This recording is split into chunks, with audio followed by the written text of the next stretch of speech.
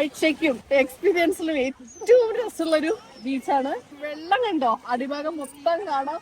ഒരുപാട് സന്ദർശകർ വരുന്നുണ്ടെങ്കിൽ പോലും എല്ലാവർക്കും അവരുടേതായിട്ടുള്ള ഒരു പ്രൈവസി ഉണ്ട്. ആരും ആരുടെ കാര്യത്തിൽ ഇടപെടുന്നില്ല. അത്രയും സ്പേസ് അല്ലേ, ഭയങ്കര എക്സൈറ്റഡ് ആണ്. അതിലേറ്റവും എനിക്ക് ഇഷ്ടമായിട്ടുള്ളത് ഈ കടലിന്റെ നടുവിലേക്കുള്ള ഈ ഒരു ഊഞ്ഞാലാണ്. പാകത്തിന് വെന്ത തേങ്ങാച്ചോറിലേക്ക് മീൻകറിയുടെ ചാറ് ഇങ്ങനെ ഇട്ട് കുഴച്ച് വലിയൊരു പീസ് കിണ്ടൽ ചൂര എടുത്ത് അങ്ങോട്ട് വെച്ച് പിന്നെ മുകളില് മുളകിട്ട് പൊരിച്ച ചൂരയുടെ ഒരു പീസും കൂടെ വെച്ച് എല്ലാം കൂടെ ഒന്ന് ഒതുക്കി. എന്നൊന്നും നമുക്ക് കിട്ടില്ല, പക്ഷെ ജീവിതത്തിൽ ഒരിക്കലെങ്കിലും ഇത്രയും ഫ്രഷ് ആയിട്ടുള്ള മത്സ്യവിഭവങ്ങൾ ഇതുപോലെ നിഷ്കളങ്കരായിട്ടുള്ള ഇത്രയും റോ ആയിട്ടുള്ള ഒരു രീതിയിൽ ഉണ്ടാക്കി നിങ്ങൾ കഴിക്കണം. നമ്മൾ ഓരോ നാടിൻ്റെയും സംസ്കാരങ്ങളും രുചികളും തേടിയിട്ടുള്ള ഒരു യാത്രയല്ലേ, അതിൽ വേറിട്ട് നിൽക്കുന്ന ഒന്നാണ് ലക്ഷദ്വീപും അവിടുത്തെ ആൾക്കാരും അവരുടെ സ്നേഹവും നിഷ്കളങ്കതയും പിന്നെ ഈ കിട്ടിലെ രുചിയും.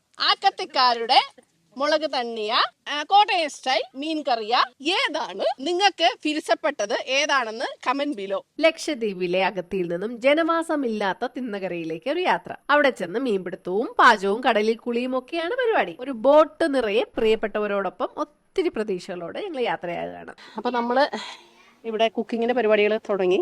അപ്പൊ ആദ്യം അവല് കുഴക്കുകയാണ് വരും. നമ്മൾ വൈകുന്നേരമൊക്കെ തിന്നില്ലേ അവലും ശർക്കരയും തേങ്ങയൊക്കെ ഇട്ടത്, അത് രാവിലെ ഇങ്ങനെ പോകുമ്പോഴൊക്കെ അവരതാണ്.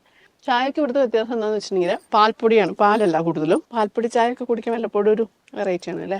അപ്പം ഇങ്ങനെയുള്ള ദ്വീപിലേക്ക് ഇവിടെ ശരിക്കും ആൾതാമസമില്ല.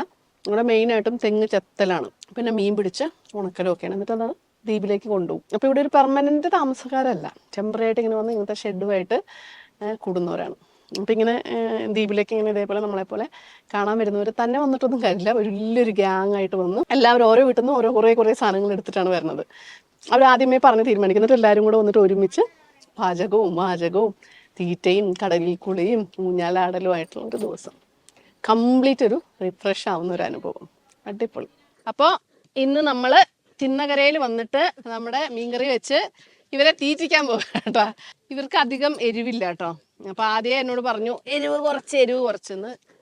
അപ്പോൾ നമ്മൾ എരിവ് കുറച്ചാണ് ഉണ്ടാക്കുന്നത് കേട്ടോ. നമ്മുടെ ഒരു സ്ഥിരം ശൈലിയിൽ നിന്നും മാറി എരിവ് കുറച്ചിട്ടാണ് ഉണ്ടാക്കുന്നത്. അപ്പോൾ സാധാരണ രീതിയിൽ ഉലുവ പൊട്ടിക്കണം, ഉലുവ എടുക്കാൻ മറന്നുപോയി. അപ്പോൾ തൽക്കാലം ഉലുവ ഇല്ലാത്ത മീൻകറിയാണ് നമ്മളിവരെ കഴിപ്പിക്കാൻ പോകുന്നത് കേട്ടോ.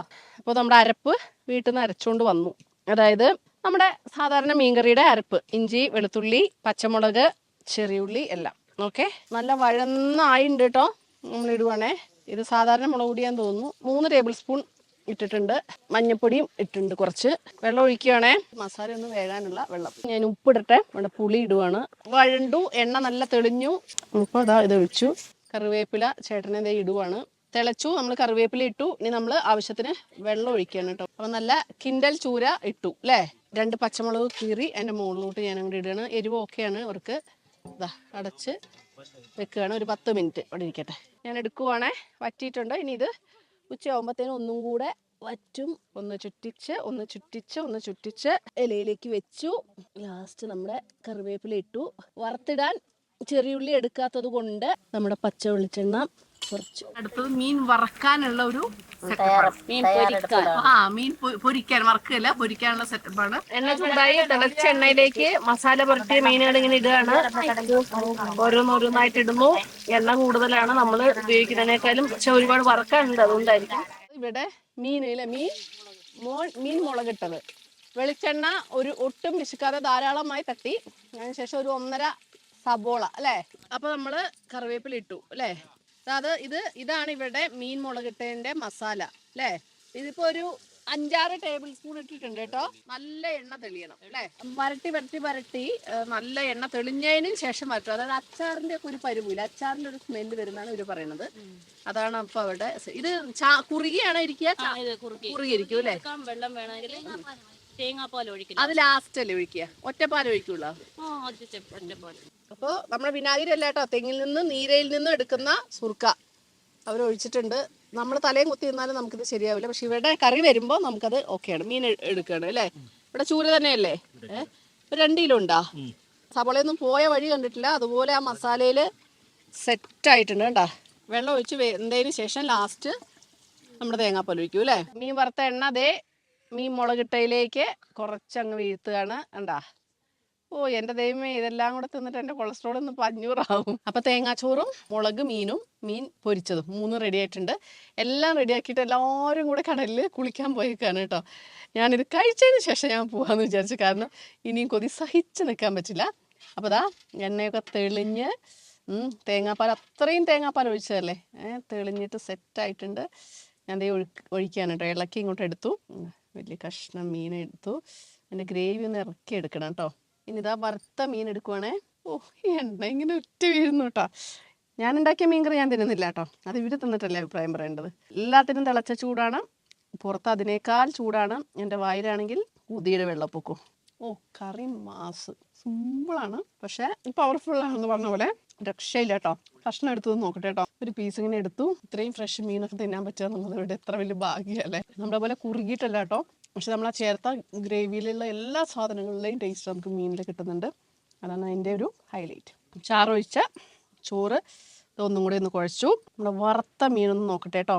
ഈ മീൻ മുളകിൻ്റെ മസാലയൊക്കെ ഇട്ട് പൊരിച്ച് വറ്റിച്ചെടുത്ത മീൻ പൊരിച്ചത്.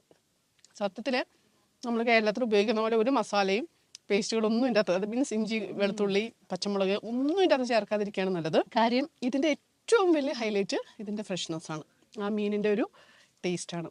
ഇവരുടെ മസാലയും ആ മുളകിട്ടുള്ള മസാലയും കൂടെ ചേർന്നപ്പോൾ കിട്ടില്ല. മീൻ കറിയും മീൻ വറുത്തതും ഒരുപോലെ ഇഷ്ടം. എന്നാൽ പോലും നമ്മൾ ഒന്നും കൂടെ എല്ലാം കൂടെ ഒന്ന് പാകത്തിന് വെന്ത തേങ്ങാച്ചോറിലേക്ക് മീൻ കറിയുടെ ചാറിങ്ങനെ ഇട്ട് കുഴച്ച് വലിയൊരു പീസ് കിണ്ടൽ ചൂര എടുത്തങ്ങോട്ട് വെച്ച് അതിൻ്റെ മുകളിൽ പൊരിച്ച മുളകിട്ട് പൊരിച്ച ചൂരയുടെ ഒരു പീസും കൂടെ വെച്ച് എല്ലാം കൂടെ ഒന്ന് ഒതുക്കി. എന്നൊന്നും നമുക്ക് കിട്ടില്ല, പക്ഷെ ജീവിതത്തിൽ ഒരിക്കലെങ്കിലും ഇത്രയും ഫ്രഷ് ആയിട്ടുള്ള മത്സ്യവിഭവങ്ങൾ ഇതുപോലെ നിഷ്കളങ്കരായിട്ടുള്ള ഇത്രയും റോ ആയിട്ടുള്ള ഒരു രീതിയിൽ ഉണ്ടാക്കി നിങ്ങൾ കഴിക്കണം. നമ്മൾ ഓരോ നാടിൻ്റെയും സംസ്കാരങ്ങളും രുചികളും തേടിയിട്ടുള്ള ഒരു യാത്രയല്ലേ, അതിൽ വേറിട്ട് നിൽക്കുന്ന ഒന്നാണ് ലക്ഷദ്വീപും അവിടുത്തെ ആൾക്കാരും അവരുടെ സ്നേഹവും നിഷ്കളങ്കതയും പിന്നെ ഈ കിട്ടിലെ രുചിയും. ഇനി നമ്മൾ വെച്ച കറി, നമ്മളുടേതായിട്ടുള്ള രീതിയിൽ വെച്ച കറി അവർ മൊത്തത്തിലെല്ലാവരും കൂടെ ഇപ്പോൾ കുളിച്ച് കഴിഞ്ഞിട്ട് എന്ത് വരും കഴിക്കാൻ വരും. അപ്പം നമുക്ക് എങ്ങനെയാണെന്ന് നോക്കാം കേട്ടാ. മുത്തേ, ഇതിൽ എൻ്റെ മീൻകറി ഏതാ എടുത്തിട്ടില്ലേ? ഇത് എൻ്റെ മീൻകറി. ഇത് ചാറിട്ട് കുഴച്ചൊന്ന് തിന്നു കാണട്ടെ. എൻ്റെ വായിൽ വെള്ളം വന്നു ഞാൻ അത് ഞാൻ തിന്നു. ഇറക്ക് എന്നിട്ട് പറയാലേ, ഞാൻ നിന്നെ കൊണ്ട് പറയിപ്പിക്കുന്നു. നല്ലതായിട്ടുണ്ടോ? എരിവ് പാകത്തിന്. ഇങ്ങനത്തെ കറി തിന്നിട്ടുണ്ടോ? കഴിച്ചിട്ടുണ്ട്. കേരളത്തിൽ നിന്ന് കഴിച്ചിട്ടുണ്ട്, കുടംപുളി ഇട്ടില്ലേ, അതുകൊണ്ട് എനിക്ക് ഇഷ്ടപ്പെട്ടു. ഓക്കെ മുത്തേ, വിറയ്ക്കാതെ പറയൂ. എന്റെ മീൻകറി നീ എടുത്താ? ഇത് എടുത്തു. തിന്ന് എങ്ങനെയുണ്ട് സെറ്റപ്പ്? എരിവ് കൂടുതലുണ്ടോ? രുചിയോ? എന്തെങ്കിലും നിങ്ങളുമായിട്ട് റിലേറ്റഡ് ആയിട്ട് തോന്നുന്നുണ്ടോ? ഇല്ല അല്ലെ? ടേസ്റ്റ് ഭയങ്കര ഡിഫറെന്റ് ആണോ? ചെറുതായിട്ട് റിലേറ്റഡ് ആണ് അല്ലെ? മീൻ പിന്നെ ഫ്രഷ് ആണല്ലോ, ഇഷ്ടമായി. അതെ. നമ്മുടെ ഇക്ക ചാറ് കോരി ഒഴിക്കാൻ പോകുന്നു. പക്ഷെ നിങ്ങളുടെ കറിയുടെ അത്ര ചുമപ്പില്ല, അത്ര എരിവില്ല. കഷ്ണം വേണ്ടേ? ചാറുന്നോ? ചാറിലെല്ലാം അറിയാം. കുഴപ്പമില്ലാതെ ഉള്ളു. പുള്ളിക്ക് അത്ര തൃപ്തിയൊന്നും ആയിട്ടില്ല. കുറച്ചും കൂടെ എരിവ് വേണ്ടേ ശരിക്കും? എനിക്കൊക്കെ ഭയങ്കര എരിവ് വേണം. ഇതെന്ന് പറഞ്ഞാൽ കറക്റ്റ് ആ മീനിന്റെ ടേസ്റ്റ് നമുക്ക് കിട്ടും. ഇപ്പൊ പാസ് മാർക്ക് ഉണ്ട്. പാസ്സാണ് അല്ലേ? മീൻ കൂട്ടി കഴിച്ചു നോക്ക്. ശരിക്കും ഞങ്ങളുടെ ഈ കറി എങ്ങനെയാണെന്നറിയോ? ഇന്ന് വെച്ചിട്ട് അനക്കില്ല. നാളെ ഉച്ചക്ക് ചോറിന്റെ കൂടെ അങ്ങോട്ട് കുഴച്ച് ഒരു പിടി അങ്ങോട്ട് പിടിച്ചാണ്ടല്ലോ, അല്ലെങ്കിൽ കപ്പ ചക്ക, അടിപൊളിയായിരിക്കും. ഇജ്ജ് കേരളത്തിൽ വന്നിട്ടുണ്ടോ? അവിടുന്ന് മീൻകറി കഴിച്ചിട്ടുണ്ടോ? അന്നേരം കഴിക്കും. എടാ, ദ്വീപ് കറിയിൽ നിന്നും എന്തൊക്കെയാണ് വ്യത്യാസം എന്ന് പറ. എരിവ് പൊളിയും കുറച്ച് കൂടാണെന്ന് തോന്നുന്നുണ്ട്. എരിവും പൊളിയും കണ്ട എന്റെ ടേസ്റ്റിൽ ഒരേ ഒരാളാണ്. ഇവരൊക്കെ എന്നെ പറഞ്ഞു പേടിപ്പിച്ച് എരിവ് കൂടരുത്, പുളി കൂടിയിട്ടൊന്നുമില്ല, കുറച്ച് പുളി നമ്മളിപ്പോ 3 ഇട്ടിട്ടില്ലേ, അത് മതി. ശരിക്കും ഈ കറി ഇന്ന് കൂട്ടില്ല, നാളെ ഉച്ചയ്ക്കാണ് കൂട്ടുക. അപ്പത്തേനും ആ പുളിയൊക്കെ ഇറങ്ങി ആക്കത്തിക്കാരുടെ മുളക് തണ്ണിയ കോട്ടയം സ്റ്റൈൽ മീൻ കറിയ ഏതാണ് നിങ്ങൾക്ക് ഫിരിസപ്പെട്ടത്, ഏതാണെന്ന് കമന്റ് ബിലോ. എന്താണെങ്കിലും ഒരു കിടിലൻ ദിവസത്തിന്റെ അവസാനം ഞങ്ങൾ രാവിലെ വന്നു. ഉച്ചയുണ്ട് എന്താ പറയാ, കടലിൽ കുടിച്ച് ഞാൻ അതിന് മുമ്പ് സാപ്പിട്ടു കേട്ടോ. എല്ലാവരും കൂടി ഇരുന്നിട്ട് കഴിക്കുന്നു. നമ്മുടെ കറി ഏകദേശം ഫിനിഷായി, എല്ലാവർക്കും ഇഷ്ടമായി. നാളെയാണ് കഴിക്കുന്നത് ഞാൻ പറഞ്ഞു. അടുത്തൊരു കിടിലൻ വീഡിയോ ആയിട്ട് വരുന്നവരെ നിങ്ങളുടെ സ്വന്തം അന്നമ്മ സൈനിങ് ഓഫ്.